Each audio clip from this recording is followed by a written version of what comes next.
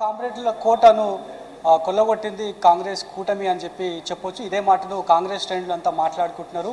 140 స్థానాలకు ఎన్నికలు జరిగితే 71 మ్యాజిక్ ఫిగర్. ఆ మ్యాజిక్ ఫిగర్ దాటిపోయింది. ఎప్పుడో సింగిల్గానే కాంగ్రెస్ పార్టీ పోటీ చేసినటువంటి అయితే 95కు సంబంధించినటువంటి స్థానాల్లో పోటీ చేస్తామనుకున్న తర్వాత 92 స్థానాల్లో పోటీ చేశారు. ఇక కూటమిగా ఏర్పడి పోటీలో నిలిచింది అక్కడ. సో ఇప్పుడు ప్రస్తుతానికైతే 100కు పైగానే స్థానాల గెలిపే లక్ష్యంగా దూసుకుపోతుంది United Democratic Front. LDF Left Democratic Front దాదాపు 10 సంవత్సరాలుగా అక్కడ అధికారంలో ఉంది. పినరాయి విజయ్ సీఎం నేతృత్వంలో కొనసాగింది ఆ కూటమి. సో ఆ 10 సంవత్సరాలు ఉన్నటువంటి దానికి బ్రేక్ పడిందని చెప్పాలి. కామ్రేడ్ల కోటను యూడిఎఫ్ కూటమి బద్దలు కొట్టిందనేటువంటి అంశాన్ని వాళ్ళు మాట్లాడుకుంటున్నారు. కాంగ్రెస్ శ్రేణులంతా కూడా మాట్లాడుకుంటున్నారు.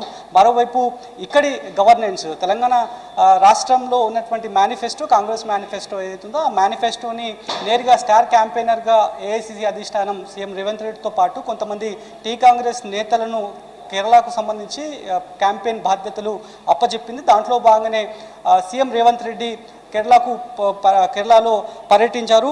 అంటే ఎల్డిఎఫ్కి కంచుకోటగా ఉన్నటువంటి పలు ప్రాంతాల్లో ఆయన పర్యటించారు. విశేషమైనటువంటి స్పందన అక్కడ వచ్చింది. నేమేం ఇక్కడి యూడిఎఫ్ అభ్యర్థి కేఎస్ శబరినాథన్ ప్రాంతంలో మెమన్లో ఆయన భారీ బహిరంగ సభను ఏర్పాటు చేశారు. రోడ్ షోను కూడా ఏర్పాటు చేశారు. అక్కడ వాడినటువంటి ఒక డైలాగు ప్రచార సమయంలో చాలా వైరల్గా మారింది. నీపో మోనే విజయ, నీ పని అయిపోయింది, నీ ఎక్స్పైరీ డేట్ అయిపోయింది అనేటువంటి స్లోగన్ని చాలా బలంగా సీఎం రేవంత్ రెడ్డి కేరళం ప్రజలను ఉద్దేశించి ఆయన మాట్లాడారు. వాటితో పాటు చాలా ప్రాంతాల్లో ఆయన కూడా రోడ్ షోలు నిర్వహించారు. కాబట్టి ఈ సందర్భంగా యూడిఎఫ్ స్పష్టమైనటువంటి మెజార్టీ కనబరుస్తోంది. సో దానికి గాను కాంగ్రెస్ పార్టీకి సంబంధించినటువంటి అగ్రనాయకత్వానికి ఆయన కృతజ్ఞతలు తెలిపారు. మరోవైపు బిహాఫ్ ఆఫ్ తెలంగాణ పీపుల్ అంటే ట్వీట్ చేశారు. కేరళకు సంబంధించినటువంటి విక్టరీ పైన ఆయన ట్వీట్ చేశారు.